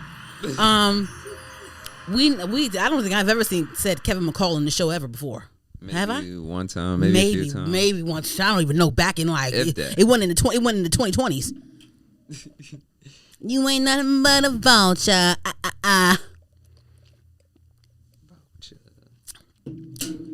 J-Rob, how you hate from outside the club? You can't even get in. Hey. Yellow, mono, Look at me now. Sipping, yellow, mono,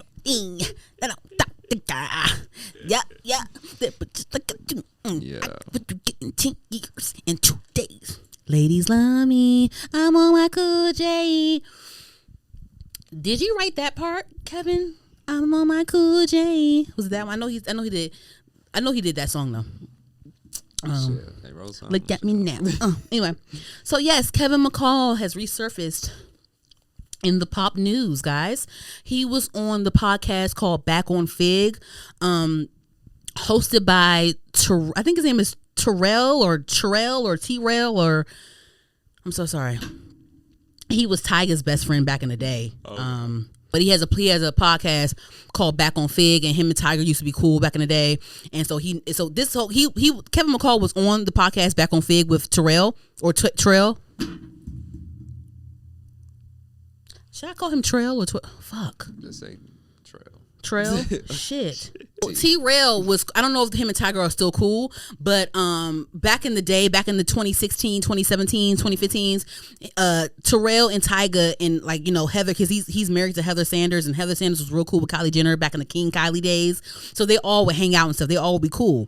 And, you know, around that time, Fan of a Fan was out, you know, Deuces and all that stuff. You know, him and, you know, Tyga and Chris Brown was like, you know, doing that stuff. Yeah. And so, of course, T-Rail was probably, you know, in that clique, and, you know, they were all, you know, he was involved in all of that stuff. Right. So in parts of this podcast, he reminisced on like, oh yeah, you know, you used to do this and da da da da. I told Tyga that you was da da da da da da da.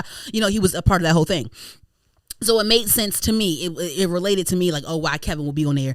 Kevin McCall's from California. Let me make sure. He gives California. He give like. Yeah, I think he's from California. Jesus Christ. You ain't nothing but a vulture. He 40 years old. Let me see. Bullshit. He's from Watts, California. All right now. Anywho, child. He's from Watts. So yes. So child, he was on there cutting up. Child, he's on there cutting up. We ain't seen him in a while. But first, I'm such a bird, y'all. I'm such a fucking bird. I'm such a bird. He fine, y'all. He's still fine. Sisters, fuck that ring. Sisters, he's still fine. He's still fine. He is still fine, y'all. Damn. She just had flashback. Damn, he's still fine. I'm like, damn, this nigga still fine. Shit. He's awful person, but he is fine as fuck. God damn. Anyway, yeah. So he was on the on the podcast. They were talking, chatting it up and stuff. And I'm gonna play a little clippity clip. But at one point, he revealed that he is currently on EBT. not for long under this presidency. Yep. But yes, he is currently on EBT. And he just wants Chris Brown to give him the $25K that he feels like he owes him. I don't know if because he had a deal with Chris Brown, I guess, because he was writing for Chris Brown. He had a deal with Chris Brown. I guess I don't know if he owes Chris Brown 4 more songs, or if Chris Brown owes him $25,000, or he has 4 songs to give Chris Brown. Just give me the money. I don't care. I have 4 songs for you, whatever. So I'm gonna play a clip. I'm gonna play a clip of him on the Back on Fig podcast. I got an EBT card, and this is at Breezy, bro, and made 90 whatever the million, and it say KKKKK Mac. Can I get 25,000 for them 4 songs I owe you, bro? I just want to leave, bro. I'm not even tripping though. I got an EBT card, my nigga. Like, what the fuck? I can't even get nothing, bro, man. Y'all want to see me cry in here, so y'all can think I'm a bro. That ain't fair. Hey, I'm on EBT, bro. Hey. That's wild. Bro. Hey, look, bro. I'm down, bro. I'm on EBT. Look. Say my name, bro. That shit is better. I had to go up in there by my face with a mask, like COVID, bro. I got an EBT. Okay, so he's talking about how he is currently on EBT and niggas at Breezy Bowl making millions of dollars and all that stuff. So I wasn't really savvy on the Kevin McCall beef with Chris Brown. Maybe I forgot. Maybe I don't care. I didn't look too much into it again. I was busy, whatever. But they have beef. They've had a long-standing beef. Apparently or allegedly, Kevin McCall talked shit about Chris Brown's kids or whatever, or Chris Brown, and so him and Chris Brown been beefing. They've been on the outs. Kevin McCall, people resurfaced tweets of Kevin McCall calling Chris Brown gay, and let me see if I can find the tweets. Hold on, someone bookmarked it. Well, I bookmarked a tweet. Hold on, it says Kevin McCall admit. Wait, let's just do this real quick. So they said that blah blah blah. Hold on. Let me see. You ain't nothing but a vulture. Yeah, so Bryson Tiller recently gifted Chris Brown gifted. No, Bryson Tiller recently gifted Chris Brown a car. I think it was a Lamborghini. Was it a Lamborghini? Hold on. Yes, it was. So Bryson Tiller, as a thank you, gifted Chris Brown a Lamborghini. Yeah. And so is that me or you? That's me. Okay. Yes, a Lamborghini. And Kevin McCall posts, this is before his interview on Back on Fig. He says, at Bryson Tiller, I told you, little bro, crazy light-skinned niggas got the best bussy. He got you hooked now, too. That shit fire, huh? Now I'm hot. Why won't he divorce me? Gay pride, paperwork party soon. And so he was hating on the fact that Bryson Tiller bought Chris Brown a Lamborghini. And then at that point, I think days later, he was on the podcast crying about him being on EBT, and how Chris Brown made $9 million at the Breezy Bowl, and he got to go into the EBT line and put a mask on like COVID, so nobody recognize him in the EBT line or whatever. Fuck, whatever. I'll say this though, real quick. I'm annoyed that I don't want to have to be on EBT. Like I'm glad that I can get my own food and stuff, but I'm a little mad. Like why I would love to be on food stamps. Now I wouldn't love to be on food stamps, but I would love to have that as an option for myself. I don't want that to be my life, but I'm just saying it would be great for me to have food stamps, but I don't qualify for it. Yeah. I qualify, but I don't qualify. You understand what I'm saying? Yeah. You lucky bastard, you. How you on EBT? How you on EBT and I can't get EBT? He lied. How you on EBT and I can't get EBT? Lied on the application. You think so? Don't they investigate that shit? Nah, some people be lying on that joint. God, then how do I get my own? Who do I pay to get EBT, y'all? Like, let me know. Hook up. We got 1 week left. Let me know. Anywho, but yes. So, and then there's a clip of him. So my whole thing is this: you're not good with your money, bro, because you wrote a lot. He wrote Deuces. He did Look at Me Now, and he did some. I went on Genius.com where they show like how what songs people write. He wrote a lot of Chris Brown songs, and he wrote for others as well. But there's another clip that resurfaced. Where he was talking about, this is like years ago, he talked about blowing $8 million. So let's play this real quick. Hold on. This was back in 2019 where he, I don't know what this was from, but it was a clip of that resurface of Kevin McCall talking about how he blew through $8 million. So let's play this clip real quick. I'm singer-songwriter Kevin McCall, and I blew the hell out of bag. I wanna put them clothes up your body like a banana. Chris Brown called me and like, look, this song is going real good. We about to do the video. I only got a check for $10,000 at that time. Spent that up in no day. Tried to get a whip, some dumb shit. But when I finally got a check from Deuces that was over 6 figures, I opened that mug up. It was like, I ain't never seen nothing over $10,000 in my life. So when I saw 100 and something thousand, I'm like, I looked at my cousin, I just closed it. I got scared. I ain't even get happy. I'm like, well, I'm gonna put this shit. Didn't know what to do with it.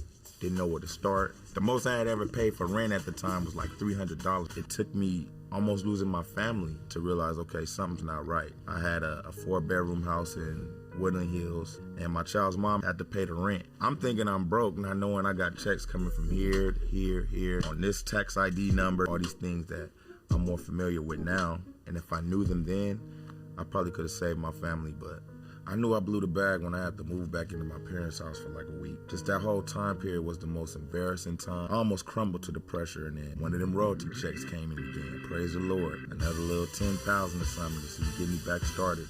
I got me an apartment. Then I lost that apartment. I was back on my grandmother's couch again. I had to really sit back and say, okay, well, where's the money coming from? How do I get paid? How do I manage that to where I could survive? I blew a bag. Okay, so this clip just shows that, you know, he has made money from writing, but he has horrible money management. And then people brought up his past with Eva Marcel or Eva Pickford, as we all know back in the day. They have a child together, and you know he has a history of domestic violence allegedly or apparently.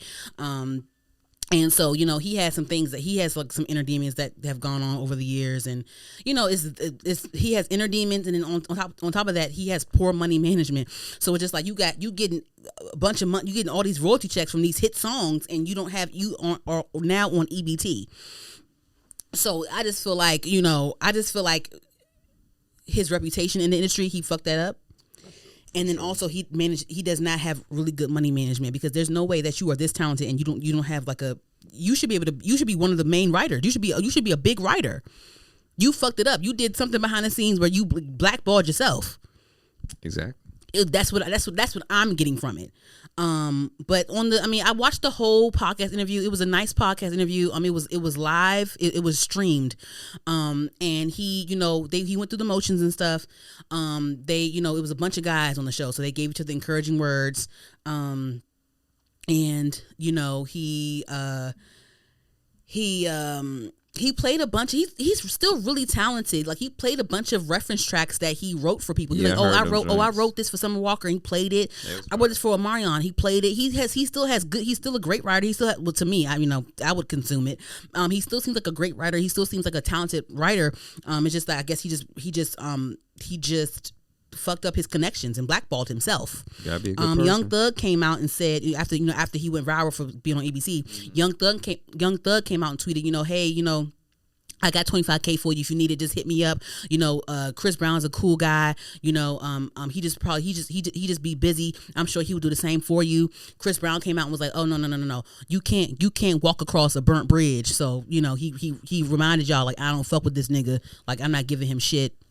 Right. Basically, so that was the whole thing. At this point, Kevin McCall is viral now. He on streams with Ray J now, talking about how Ray J he on live with Ray J now. Ray J on the thing talking about how Tyrese can't sing, and he like all types of stuff. I don't fuck with Tyrese, and like, you know, Kevin McCall, he don't fuck with Tyrese either. Like, it's a whole thing. He's on a whole thing. It's like, oh my god, like, it's just like, come on, y'all, this is a lot. Gotta do better. It's just because Ray J has fell off the deep end. I know Brandy has separated herself from him. Like, she has separated herself from him completely. Kevin McCall was arguing back and forth with Mario the other day. He's back in the news, y'all. Kevin McCall beefing with everybody now. And that's how he gets his attention. You know what I'm saying? He gonna get the money some way or another. I don't know, whatever.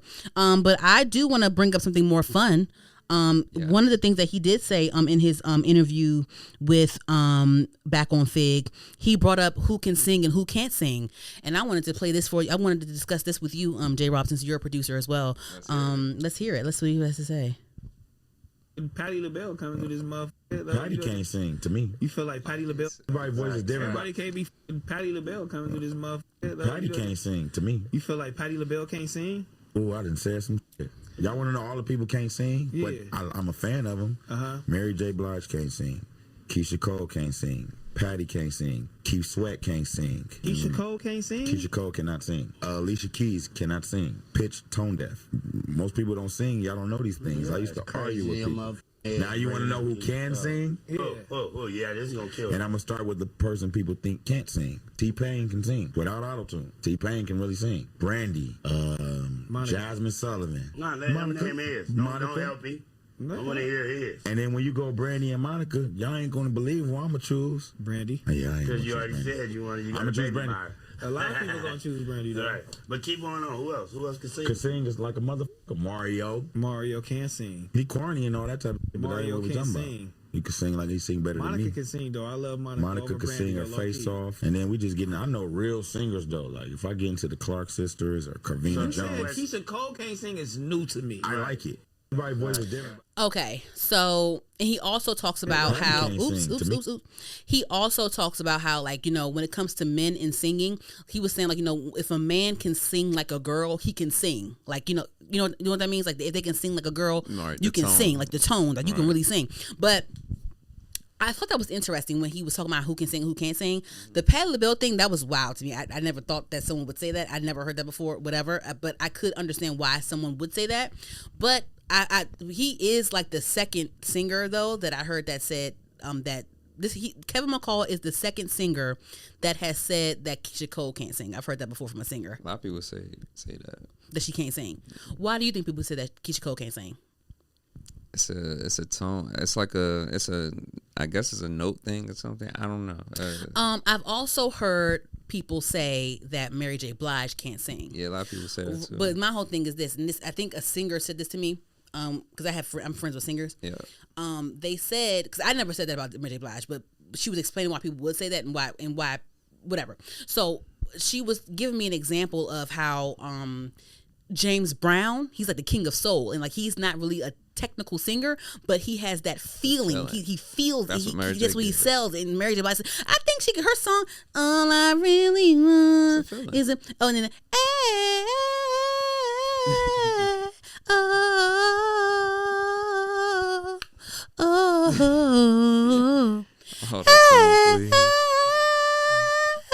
Auto-tune, breath control.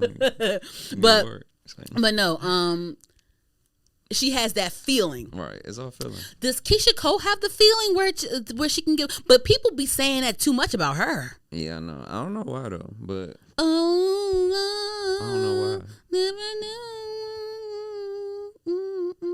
I don't know. Should just be subjective. So really, but you know what's? But because I've said that J-Lo can't sing.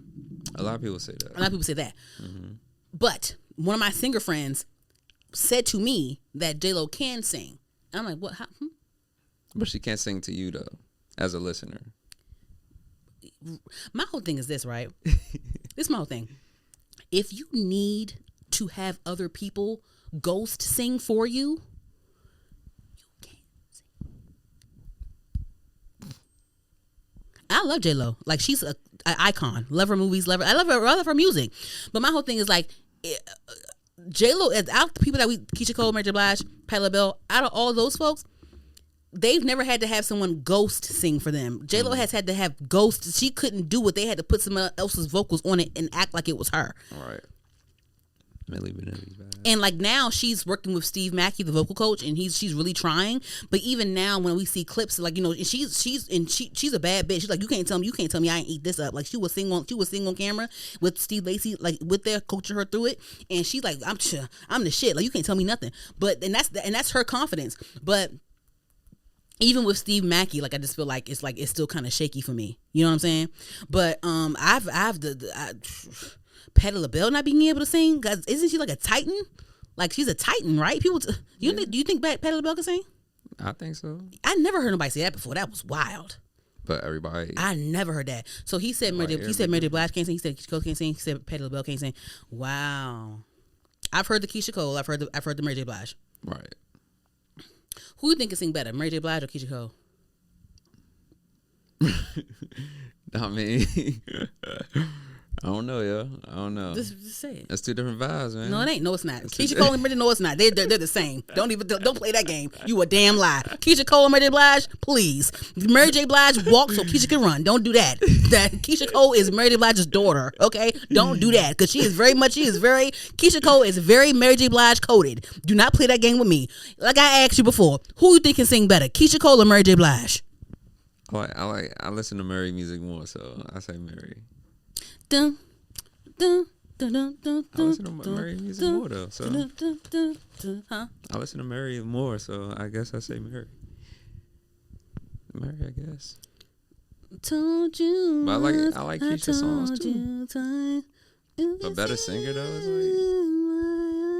like. Cause Mary J. Blige, she has singy songs though. Right, she got ballads and all that. Yeah. Damn, I don't know who could sing better. Damn. If I had to pick though. Right, what mood? It's a mood. What mood? They're the same person. That you keep acting like they're different. They're not. Mary J. Blige walked so Keisha could run. Keisha Cole is Mary J. Blige's daughter.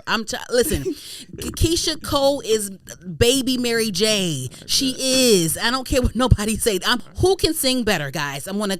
You tell me who sings better, Mary J. Blige or Keisha Cole? Because in my opinion, they the same person. Like Mary J. birthed Keisha Cole. I don't care what nobody motherfucking say, but I'm having a hard time picking who can sing better because they both are the same person to me. Different eras. Different eras. Different eras. They not the same. I don't know because they be singing like. I'm trying to play music in my head to see who can sing better. I don't know. They're the same person but different eras. Shit. I don't freaking know. They did a damn verses with Keisha Cole and Ashanti. Shit, if Mary J. Blige wasn't so damn uppity, she would have probably did one with Keisha. I don't know. They would have put her against Faith Evans, but that wouldn't have been fair. Because what the fuck? No, absolutely not. If y'all said Faith Evans versus if you ask me who could sing better, Faith Evans or Mary J. Blige, I say Faith Evans. That's easy. Who can sing better, Keisha Cole or Ashanti? Keisha and Mary, they're the same person to me. Keisha is Mary J's daughter. I'm sorry. Okay. Anywho, yeah, Kevin McCall, do better with your money, bro. I don't know. Get cool. You dissing Tyrese, you dissing Mario. I think he said that he has Omarion has an album coming up soon because he was on Joe Budden's podcast not too long ago previewing some stuff. So Kevin McCall did say that he has some stuff on Omarion's new album. Okay. So hopefully, but you beefing with Bryson Tiller and Chris Brown though. If you wasn't beefing with Chris Brown, you probably would have been at the damn Breezy Bowl. What you about to do? Oops. That's if you let him back.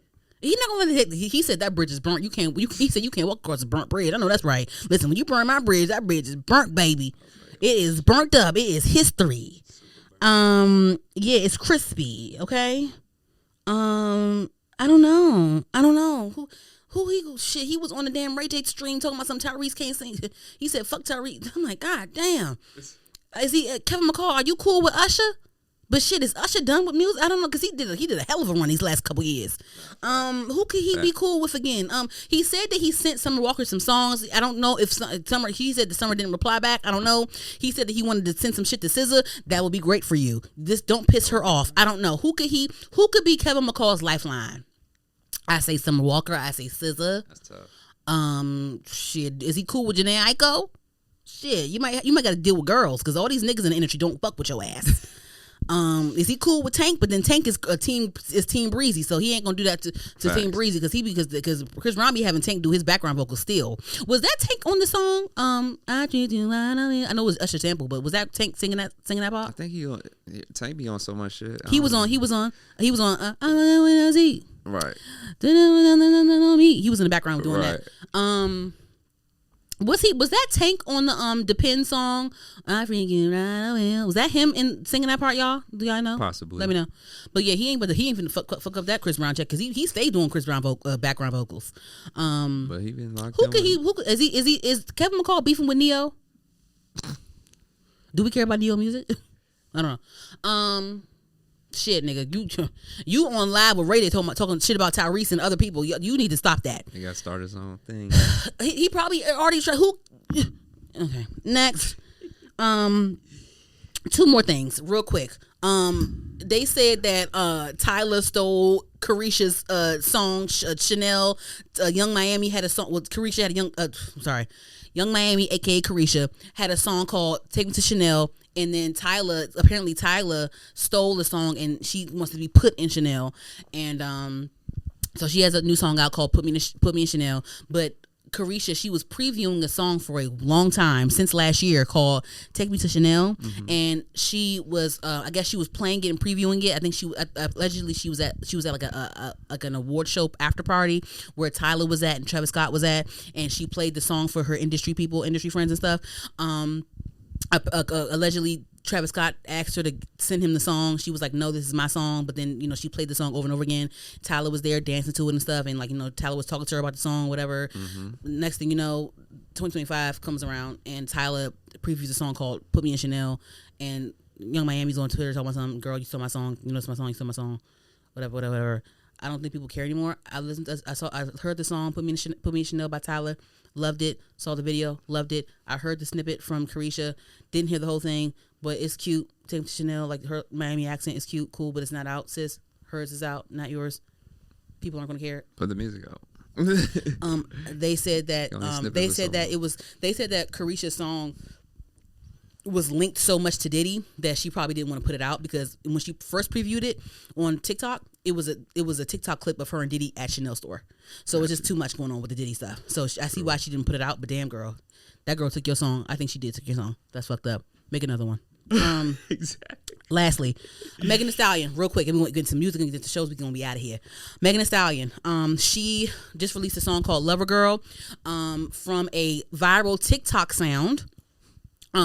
She actually, let me see. Do I feel like I'm not doing that? Okay, yeah. So there's a TikTok sound that went viral, sampling Total, "Kissing You," and it got into Megan Thee Stallion's lap. She recorded a song. She put it out called "Lover Girl," and she put out a video. The song has grown on me. It has grown on me. I will say this though. And the thing is, the song happened so quickly. She got the song, it went viral on TikTok. She asked the TikToker producer guy, hey, send me the song. I love this. Oh my gosh. The TikTok guy, he's excited. He has a song with Megan Thee Stallion. Like, and all he was doing was fuck around on TikTok. So he has a song with Megan Thee Stallion. She got the song. She recorded it and did everything she needed to do. Shot a video for it, all that stuff. And so the song is very Megan Thee Stallion song. There was criticism about how it sounds the same like all her other songs, or why couldn't this be more romantic and blah, blah, blah, blah. It's all these criticisms. I will say this, though. I enjoy Megan Thee Stallion. I think that she is a real rapper. I think that she, she'll put out stuff, whether it's good or not. She's a real rapper. She's a real artist. So she's going to put it out, whether it fails or not. She's going to put it out. And she's a true artist. She got a song randomly on TikTok and she recorded it. She did it and she got the choreographer for it. She made a video. She's an artist. I will say this, though. I wish with Megan Thee Stallion, her songs were better produced, if that makes sense. I wish it was better produced. Like, because I was talking to my friend Jonathan about it. Not you, but my other friend Jonathan. I was talking about how I feel like I enjoy Travis Scott's music, Kanye West's music, even Playboi Cardi, The Weeknd. Like, I enjoy their music. Even Future, I enjoy their music because it's well produced. Like, it's well produced. Even Drake's music, I enjoy their music because it's well produced. Like Travis Scott music, Drake music, a lot of times their songs sound like movies. Exactly. Just like one song, it'll sound like a whole movie. It's like you're taking you on a whole journey. Yeah. They have different beats in one song. If they transition in one song, it's it's an experience. Right. And sometimes, a lot of times, I feel like with Megan Thee Stallion, I feel like even with other girls, even with Nicki, even with the other girls, I feel like a lot of times they're just rapping on a beat. Right. It's a beat and they're rapping on it, and that's it. Right. And that's that. With this instance, cool. It was quick. She got it. She did it. She loved Klay Thompson. Whatever the fuck. Cool. Fine. Whatever. But that's my critique with her. I just feel like you just got a beat and you rapping on it. Give me an experience. It doesn't always have to be an album that has to give me an experience. Sometimes give me an experience with a record, with a song. like Travis Scott, like Kanye West, like all these men do. Some layers. Give me layers. Give me a production. I feel like I wanted her to, like, she's a good rapper, but like with the Kissing You sample, like, and it was cool. Like they added some stuff to the end and they do some stuff or whatever. But I feel like give me a movie in the song sometimes. Without I don't want to get a movie with the video. The video helped the song for me, but I don't want to get the movie. I don't want to wait for the video to get a movie. I want to have a movie with my ears. Yeah, you want to feel it already. Mm-hmm. Like play around with like sounds and like transitions in it, and maybe sing a little bit. She tries to sing like oh my God, I wanna dance. Like that's cool. Like her Kanye, all that stuff. But like I know she can do that.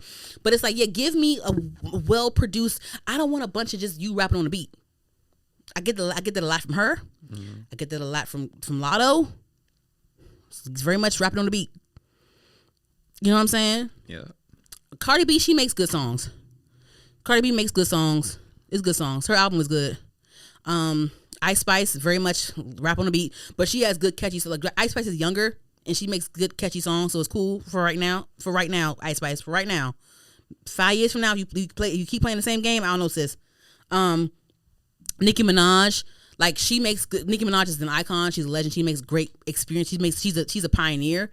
So like Nicki Minaj is a pioneer, but I do want her to have more of an experience with records as well. Like I want a movie sometimes. Right. Travis Scott is great at that. Mm-hmm. Sicko Mode. Yeah. His last album, the Jack Boys album, like even with the Shine sample, even though it's like it's still it's an experience. Metro Boomin and Future, fucking 21 Savage be giving me a movie sometimes, even without Drake. Like it's just the harder part next door to that whole. It's just give me a experience in a song. I don't need a video with Travis Scott. Right. I don't need a video with Travis Scott music. It's a vibe. It's a movie with the song by itself. I don't need nothing, no extra nothing with Travis Scott. He gave me everything I needed with the damn song. Yeah. That's all I want. Give me well produced work. Give me an experience. Give me a package with the song. I don't need the package to be song, video, bad bitch. No, sometimes give me the music and give me a good song. Give me a well produced record. That's all I want. And that is it for the Heard on the Curb. Okay. Oh shit. Real quick though. Bia only sold 2,000 copies her first week of her album, and that's whoa. That is whoa. I don't know if I can call that karma or not. I don't know, because I do feel like she baited Cardi B with that beef, and then even though Cardi B gave her a whole diss record on her album, her shit still flopped, and I'm like, damn, what if Cardi B didn't diss her on her album? Would her shit still be? Would it be worse than 2K? Oh my god, that's horrible. Like that's horrible. But with Bia, she's talented and all that stuff. And she'll throw the whole I'm a writer jab here and there or whatever. And I already told y'all about how I don't give a fuck about who write what or whatever the fuck. It don't matter to me, because at the end of the day, the audience decides whether they like some shit or not, whether you wrote it or not. I don't give a fuck. I don't whatever. But with Bia, I think that she's very talented. I love her tone, but I feel like, in my opinion, I feel like she can be very underwhelming sometimes. And when it comes to her music, I did listen to her album. Her album's good. Like she's a good artist. Like she's a good artist. But I just feel like with Bia, like I'll go and listen to her music to go see what's going on, and then I'm out. And I don't feel like I need to go back and grab nothing. I don't feel the need to go back and listen to it. I don't need to. That's just for me. That's just for me, in my opinion, with Bia. But she's talented, and I hope for the best for her, and I hope that she keeps going. That's it for the Her on the Curb, guys. Last two things, music and TV, and we out. Halle dropped a new album, Halle Bailey, amazing album, loved it. I'm gonna go play it some more in the car. She's a great R&B soul album. J Rob, you should listen to it. It's great. It's amazing. Bia dropped an album. Megan Thee Stallion dropped her new song Lover Girl. We just talked about that. Kehlani dropped the folded remix pack, the remix bundle, where she has different songs with remixes. Brandy has a remix. Mario, Neo, Tank, JoJo. They all have remixes of Folded, and Tony Braxton as well. So that was cool. That was great. Cool. And lastly, on the shows, I'm still watching Reasonable Doubt. I want to know who we're still watching to see who killed who and whatever the fuck. Cool, that's great. Love that. I'll talk about. I have something. I have a point to make with Reasonable Doubt, but I'll do it next episode because I need to let J Rob go. But also, it's a new movie called Reminders of Him, starring Tyreek Withers. The trailer just came out. Once again, he's in another movie. Like he is skyrocketing. J Rob. He's going to be in this movie called Reminders of Him. Reminders of Him, yes. And then also Malcolm in the Middle. Apparently, they have a reboot coming up, so a revival coming up. So I might have to watch because that was a good ass. That was a good ass show. It was. I used to love that show. I used to love Malcolm in the Middle, and I used to love this show called Grounded for Life. Do y'all know about that show? It was about like they were in like, where was it? Boston? It wasn't Boston. It was in Jersey or some shit like that. I don't know. But it was a show called Grounded for Life and Malcolm in the Middle. Those were my two, like one of my two shows. Well, those are shows that I really enjoyed back in the day or whatever. But anyway, all right, guys. Well, any shows, TV that you want to discuss before we leave out? Nah, ain't nothing pop up on my Okay. my radar. All right, guys. Well, thank you again for watching Heard the Podcast. I'm your host, Danny. This is J Rob in the back. Again, this is Heard the Podcast. HER_D the podcast.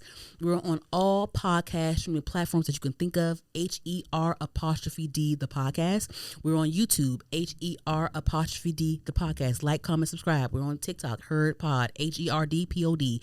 Like, comment, subscribe, follow, share, repost, all that good stuff. I'm out. Peace. Appreciate you. Whew. Go ahead. Hey. Peace out, y'all. Okay, this is a lie. I'm sorry. Thanks. I want to get out of here. I'm going to get out your hair. She's about to lose her breath over there.